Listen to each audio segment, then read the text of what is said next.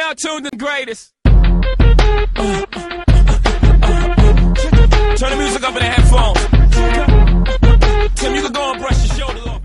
Hello and welcome. This is DL Moneyman Wolf coming to you guys live. This is the Lavish Life Concepts Tuesday night training call. And what we're going to do, guys, this is going to be different. This is going to be industry information, as well as I'm going to share with you guys a guy I have a tremendous amount of respect for. This guy's been my mentor for multiple years.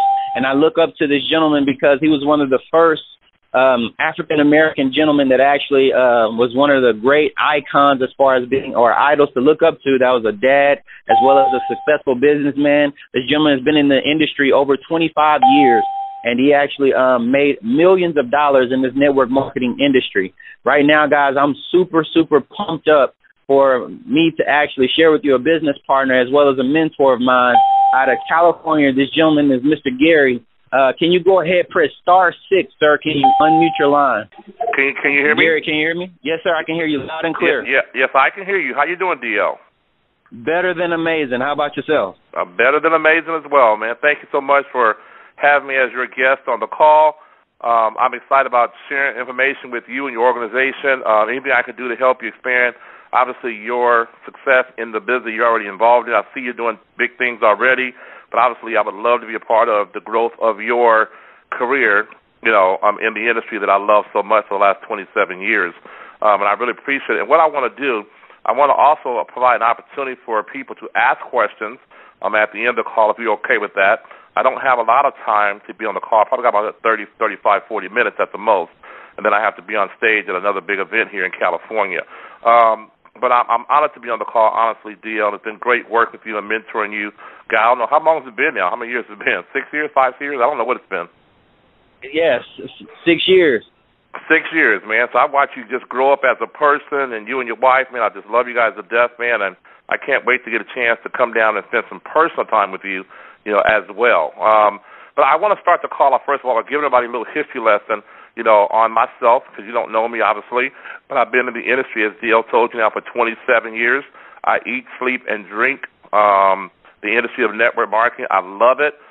Wouldn't do anything else, honestly, God, truth, and I wish my family and my mom and dad and, people that came before me in the workforce would have figured this thing out, many years ago. But, no one was really, it wasn't as popular as it is today, of course. It wasn't as, how can I put it? It just wasn't really a known thing. Technology hadn't improved. I'm sure, back in the 50s and even earlier 40s, my dad was born in 1923, so, about the 40s is when he would really be 21, 22 years old and able to really maximize the industry. Even though the industry was around, the technology hadn't improved yet where you can actually, build such an organization and keep track of everybody, past your local city, town, or state. And so here we are today in 2014, and I'm sitting there going, oh, my God, this industry, which they told me 27 years ago was going to become a household name.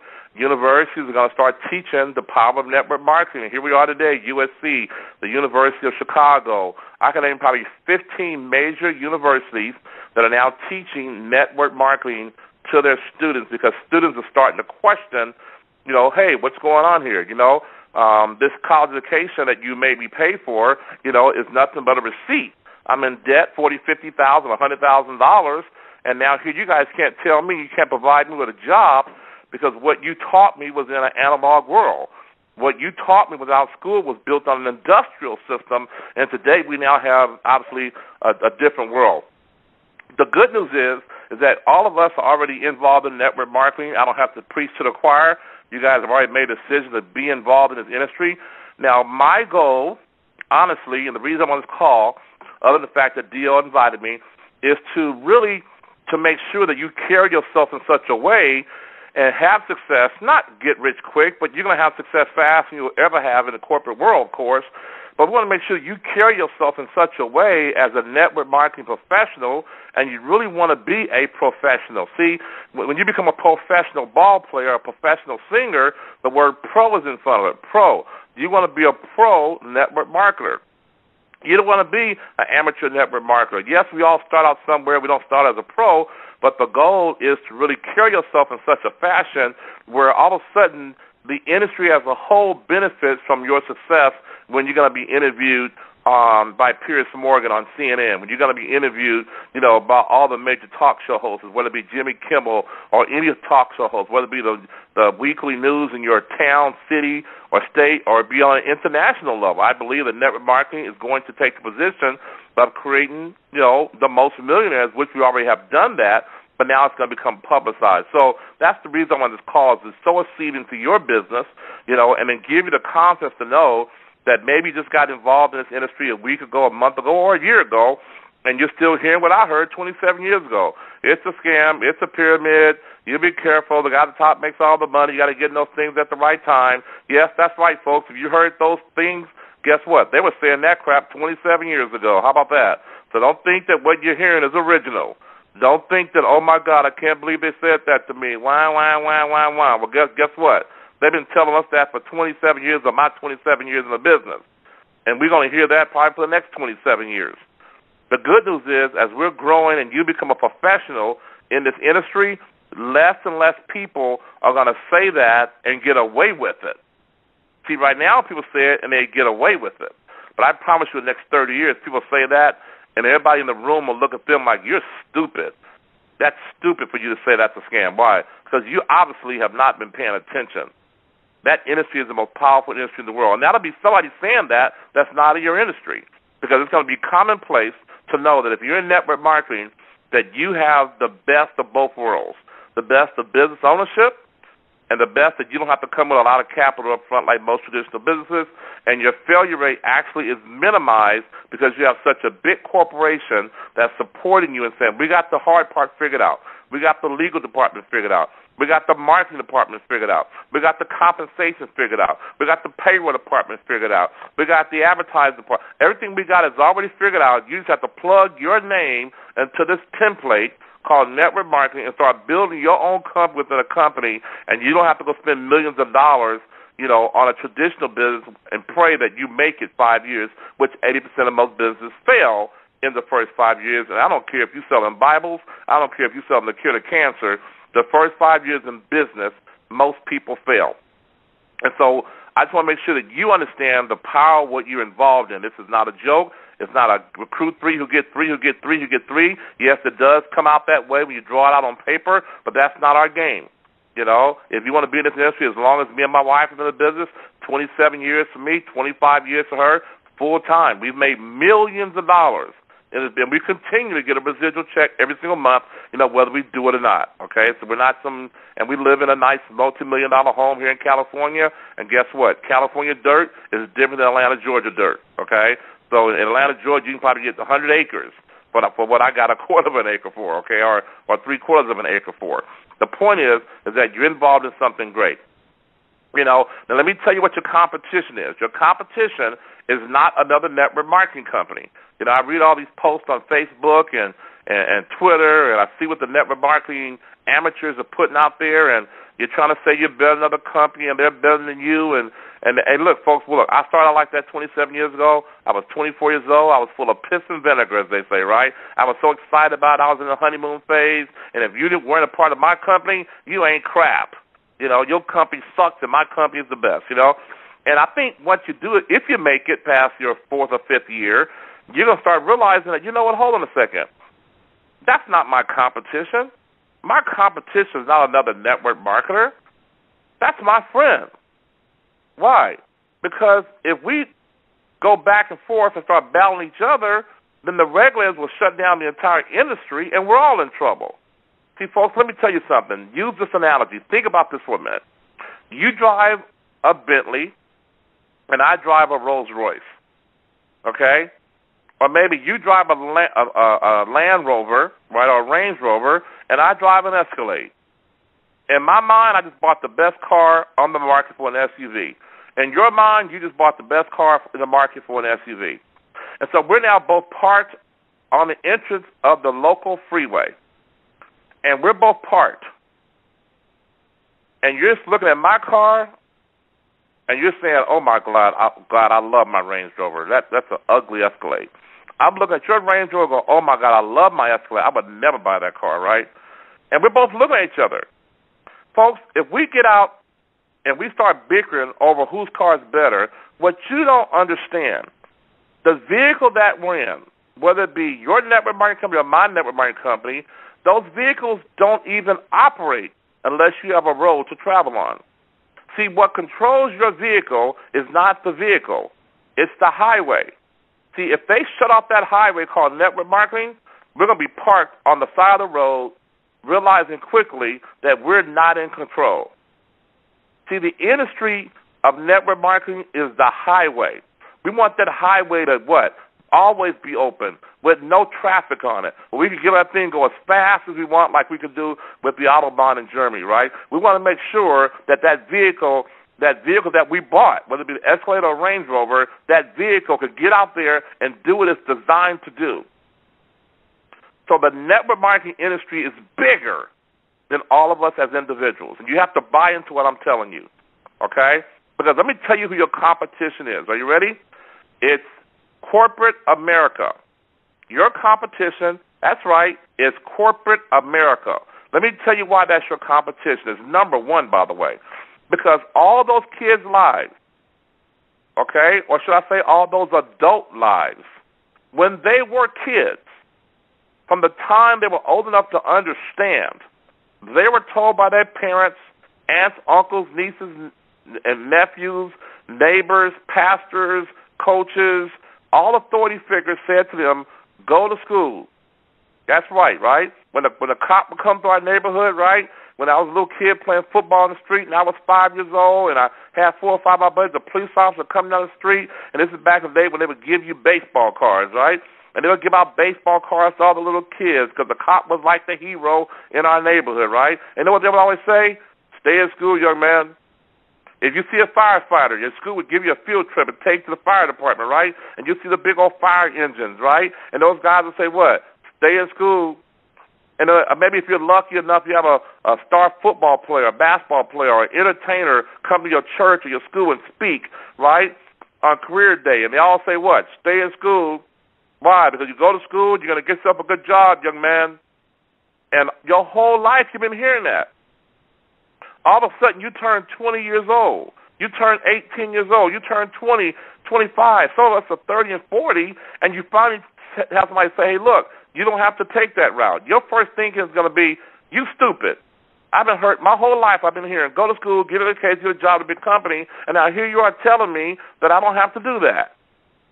See, folks, people ain't going to change their mind in 30 minutes after you do your presentation because they've been told their whole life to do it a certain way. So what's our competition? Corporate America. Corporate America is our competition, okay? And what we got to do is we got to make sure that corporate America is no longer stealing our recruits from us. Corporate America cannot do that. We won't allow that anymore because corporations are built like prisons. Now, literally built like prisons. I was at Target, many, many years ago when I did this corporate prison talk some 20 years ago. I actually was picking up a recruit to take on an appointment 20-something years ago, and he worked at Target. Now, he worked at the Target warehouse. He didn't work at the Target store. And he told me, hey, man, come around the back. And this is back when they had pagers, okay? I'm dating myself here. So he paged me, right, and I called from my cell phone, and I called him to the corporate prison, and he answered the phone. He said, hey, don't go through the front, go around the back, right? So I went around the back, and in the back of Target, I am not kidding you. Now, if you work for Target, you know I'm telling the truth. In the back of Target's warehouse is an area where they have lunch tables, okay? And that area where they have lunch tables for their prisoners, their employees, these guys, probably 40, 50 of them, were sitting out on the lunch tables in the back of Target, and they were playing dominoes. It looked like a prison environment. They were playing dominoes. One guy was listening to his radio. This one they had radios and didn't have iPads, right? iPods. And they all had badges on connected to their little shirts. But what was alarming about that, because you might say, Gary, so what's wrong with that? Lunchroom, every company has a lunchroom. Here's what the part that got me, DL. I went to pick my friend up, my recruit, and inside of, should I say outside of the lunch tables and the 40, 50 people playing dominoes, they were all caged in on what they call a wired gate. The top was caged in, but they couldn't climb over the top. and it was literally looked like it was a prison cell. And we're talking about a good 10,000 square feet of fence around the back of Target, and it was covered. And they had a guy standing there as a security guard, okay? And he would buzz people out as they would leave for the day. So when my recruit came out of that corporate prison, they buzzed him out. He showed his booking number, his badge, and they buzzed him out, and he came out, and he got in the car. And I had a moment just for a second. I said, oh, my God, corporations are built like prisons. These people can't even get out. They got it almost like, it looks like a dog kennel. Obviously a big one, 10,000 square feet. It looks like a dog kennel. And I go, this looks like a freaking prison. So when he got in the car, I asked him, I go, this is like a prison. He goes, no, the reason they have that, because this is what they call a warehouse, and all the Target stores, they send trucks here to pick up their supplies, and they do that because they don't want people, obviously, to break in the place, right? And they don't want us also stealing and sliding stuff out the back door. I go, oh, my God, you're literally in prison. And he joked about it, and he laughed about it. He said, you know what, you're right. He said, the badge that I have on doesn't allow me to go into certain departments in this warehouse. My badge has a certain number on it. That allows me to only go to a certain area. If I have a higher ranking number, then I can now go into another area that other people can't go into. And if I see somebody with a different color badge, which means they're my superior, I cannot speak while they're in the elevator with me to them. And they cannot talk to me because they have a security clearance. I go, corporations are built like prisons. And I said to him that day, I said, man, I got to get you out of here. I go, I'm going to be your parole agent. I'm going to work on your parole. I'm going to do what I got to do as your attorney and your parole agent to get you out of here because you're in corporate America. You're in the corporate prison. And, folks, I'm telling you right now, your mother, your father, your brother, your cousin, your friend, your neighbor, your church members, just talk to them. The masses are in corporate prison. Now, here's the good news. The corporations today have now become international corporations. They're now letting people go free because they're overcrowded in the United States. It's called unemployment, okay, or underemployment. They're letting you now go home on the weekends. They're now employing you part-time because they don't want to put you on a full-time salary because why? If they put you on a full-time salary, more than so many hours a week, they have to give you Obamacare.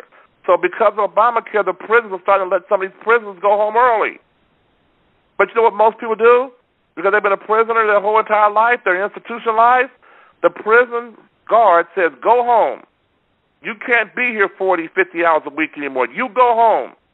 And now they leave out of the building, and they get in their car, and they go, I got to find me another part-time prison. Why? Because this prison just cut off my 3 meals a day. This prison just cut off my guaranteed security blanket. This prison gave me a place to sleep. It provided me with my home. It provided me with my health care. It provided my stability, my psychology, my psychological stability it provided me with. This prison is basically controlling my life. Now they let me go home early, and I can only have to work or go to prison 20 hours a week. I got to find me another prison to fill up the other 20 hours a week. So they end up going getting a part-time prison. So now they got these 2 part-time prisons because we now have an international prison system saying we're now employing people in the Philippines, and we're paying those people pennies on the dollar. We're employing people in Africa, in India. We don't need these spoiled prisoners in the United States because there's this thing called labor laws that said we have to give them so many minutes a day for breaks, so many hours a day or so many hours a year for vacation time. And then these prisoners, they steal from us. It's called stealing time. They come to work, and they get on the computer, and they're on Facebook 3 hours. They're watching World Star Hip Hop for another hour. They listen to their iPad, right? They're tweeting, right? So we're no longer getting 8 hours of work out of these slaves, out of these prisoners. But, folks, I'm telling you, that means opportunity for you and me. Never before in the history of the world have we had so many people saying, I'm going to start my own business. I'm going to be my own boss. I'm going to control my own destiny. I worked for this guy, this corporation for 5 years, 10 years, 20 years, God forbid, 40 years of my life. I gave to these people, and they ruined my life. I can't even think, and they're still in my head. They let me go home on Friday for the weekend, and they want me back here on Monday. They give me furlough Saturday and Sunday. Saturday, I'm so daggum tired from all the work I put in Monday through Friday. I spent all day Saturday sleeping. I'm in my pajamas half the daggum day. Then Sunday, I go to church and try to get my head straight. And before you know it, I'm at home having a cold sweat, trying to go back and do this stupid job called corporate America, corporate prison, for the next 40, 50 hours. And I'm still broke. I still don't have the life I want. See, folks, prison today is corporate America. What is prison? Any place you're in that you don't want to be is called prison. You understand that? If you're in a relationship with somebody right now and you don't want to be with that person, you're in prison because you don't want to be there. See, any place you are right now that you don't want to be is prison. And all we're saying to you network marketers and professionals on this call is that your job is to become an evangelist. Your job is to become a crusader and go free people from the hands of corporate prison, to work on their behalf and help them break out of corporate prison. Now listen, if you just got out of a job and you're already full-time in your network marketing company and they let you go, don't violate parole. How do you violate parole? They let you go. Stay out of that place. See, the way you violate parole is you get caught with another felon. See, if you got a felon called what? A degree. That's right. That makes you a felony because you got a degree, you got your education, and you overdid it. You got your master's. So now they gave you, 40 years to life. But they finally let you get out of that corporate prison, right? And now they're going to give you some rules. I'm going to give you the rules as your parole officer. If you want to stay out of corporate prison, you cannot hang out with other people that are in prison. When they come home on the weekends to see their families, you got to hang out with people that are doing what? That are trying to sober up, that are saying, I don't want to go back to jail again. See, folks, most people can't do that. Most people go, but they're my friends. They're my family members. I'm used to these people. I'm used to this. Why would you not? You don't want me to talk to my friend anymore? Well, guess what? If your friend is still committing crimes and he's going back and forth to corporate prison, he's had 40 corporate prisons in the last 20 years. He changed jobs every 6 months because why? He's addicted to the corporate prison. You need to find yourself some new people to hang around, people that got out of prison and never went back. And guess what? You're talking to that guy right now. See, folks, I got out of my corporate prison 27 years ago. Then I went and saved my wife from corporate prison 26 years ago. See, I was in the corporate prison of the medical profession. I was an EMT. I saved lives for a living. When I got my first job / corporate prison, I was excited. Why? Because all my friends were in prison. So I figured, man, I'm going to see all my friends here. See, freedom, folks, scares people. So I turned myself in. I went to the corporate prison called medical profession, emergency medical technician, and I enrolled myself in that prison. And they gave me my uniform. They took off my street clothes and put me on their clothes, right?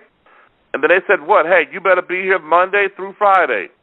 And you better be here from this time to that time. And you only get an hour break and 15-minute lunch break. And if you're gone more than 15 minutes, we're going to do what? We're going to come looking for you. And we're going to hit you with the layoff whip. We're going to hit you with the cut your paycheck whip. We're going to lock you up in what? In solitary confinement. We're going to make you work the late shift. I said, I won't ever do that. I said, but if you don't do that, you become a trustee. A trustee is a person that can do what? We trust you. Your job is to do what? To snitch on other people that are violating. We trust you. What does that mean? We're going to let you leave the property so you can go get your lunch. See, everybody else, we make them bring their lunch. But with you, we'll allow you to go away for an hour. As long as you're back, you're an hour. And if you become what? A trustee, we'll let you maybe come 5 minutes late because you're a supervisor. And, folks, guess what? I did that for 5 years. And, folks, I had no plans on ever not doing that. Thank God network marketing freed me because I wasn't institutionalized. I wanted to get out of that corporate prison. See, DL when I got my first corporate prison job, I had never had one before. I was 19 years old. I didn't know protocol. I'll never forget asked another inmate that was working right next to me. I said, listen, when do we get summers off? Because I just came fresh out of high school. So I'm thinking, okay, in high school, you look forward to the summers. So I said, when do we get off? He says, well, get off? What do you mean get off? Like, don't you guys get summers off? He says, no, you don't get summers off. I mean, what do you do? He goes, this is it. You're going to do this to 55 years old. But, folks, I was 19 years old when I got incarcerated. I was 19 years old. I go, what? He goes, yeah, this is 40 years to life, man. You don't get no time off. They give you 2 weekends at the end of the year. And what do they give you for that? Well, you get paid for 2 weeks, but you just go home and try to get caught up on what you didn't do for the other 300-some days you worked here. I go, I don't like that. I need to get out of this prison. So I started my own DJ business when I was 19 years old, a supplement, so I could work my way out of getting out of corporate prison. Obviously, that didn't work. And then I got involved in network marketing. I saw free people. I saw people that looked like me, had the same kind of story. When I say look like me, I don't mean race-wise. I don't mean they were black. I don't mean they were male. I don't mean they were young and from the inner city like me. I saw people that looked like me on the inside. What does that mean? They were blue-collar workers, former prison inmates, right? They had stories. I heard their stories of how they got out of corporate prison. And I went, I could get out of this. But guess what, folks? I walked in the next day. I turned my badge in. I went to my parole officer, sir, I need to be paroled. I need to get out of here. I'm turning my badge in. But don't you want to be here for 30, 40 years like everybody else? We're going to give you what they call a retirement check, which is going to be about 60% of your income. Well, guess what? If I can't live on 100%, how the hell am I going to live on 60%? I know, I don't want that. So, folks, I turned my badge in. I walked out of that prison, and I haven't been back for 27 years. That's right. Gary has been a free man for 27 years. It's 50 years on planet Earth. And your job tonight, today, depending on where you are in the world, is to become a freedom fighter, to go to war to get your family out of the corporate prison. And go talk to the younger generation. Tell them the truth. Don't you lie to them. You tell them the truth. You tell them the truth. And you say, listen, go to school. Get your education. Start a business. That's all you got to say. Go to school. Get your education. Start a business. If they say, but I want to go to corporate prison first, then you're going to say, then you go there, and you're going to discover what you don't want. And then maybe that'll make you a better free man or free woman. So if you are going to go to work for somebody, you're going to go to school, get education, get a job in the field that you know you're going to own. So if you're going to become a web developer, if that's your passion in life, then you're going to go to school, get an education, intern for a web development company, the best on planet Earth. Find it. An intern for them. Don't take the paycheck. If you take the paycheck, that's the crack cocaine. Don't take the paycheck. That'll get you addicted. Do intern. Learn what they're doing. Strip that man, that woman, that institution of their knowledge. Strip them of their training. And then you go start a company and compete with that company, just like Sam Walton did when he decided he wanted to compete with Woolworths and Sears. Same thing with Ray Kroc. He decided he wanted to compete with Dairy Queen and White Castle. Then Dave Thomas decided, I want to compete as well, and he wanted to compete with Kentucky Fried Chicken, but he worked for Kentucky Fried Chicken as their top short-order chef. For many years, he helped the Colonel open up several Kentucky Fried Chickens, and then he decided, I'm going to start Wendy's. And we're not going to sell burgers round. We're going to sell them square because we don't cut corners. See, the entrepreneur mindset is totally different. You guys are now entrepreneurs. Welcome to network marketing because you're now a free prisoner. Do not violate parole and turn yourself back into the corporate prison that millions of people are stuck in, and they're on death row, and they're never going to get out unless you free them. So I appreciate your time. I hope you will listen this passionately, and hopefully you'll say, you know what? He's right. I'm better than that. I need to get myself out of the corporate prison. I need to free my family from it. And, folks, I got news for you. The chains and barbed wires are not in a physical form. The chain and barbed wires are on your brain. The 6 inches between your 2 ears is what's keeping you in the corporate job that you have, the corporate prison that you have. Hopefully tonight, I will unleash those chains. Hopefully tonight, I will at least help you break one of those links, and then you could take the rest and free your family, free yourself, free your community, and make America the greatest country that it was designed to be. And what built this country was free enterprise. Thank you so much. I appreciate you. My name is Gary. I am the greatest networker. Appreciate you. Thank you.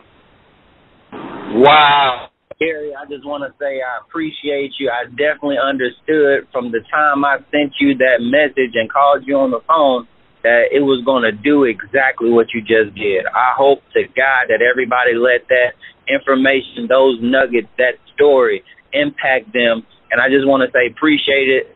Just overwhelmed about what's going on right now. I think I'm not driving, but I almost wrecked the car when I heard this. I definitely want to say thank you, brother. I appreciate it. I appreciate you, too. God bless you. Good night. God bless. Well, guys, I definitely want to let you guys know that that is the official end of our call. This is Lavish Life Concepts Tuesday training call. This call has been recorded. Get it out to as many people as possible and let them know that, listen, you don't got to stay in corporate prison for the rest of your life. There are people like me and Mr. Gary that have escaped corporate prison and will never, ever go back. This is DL Money Man Woods. This call is officially over. God bless. We'll see you at the top or from the top. We gotta make a change. It's time for us as a people to start making some changes. Let's change the way we eat.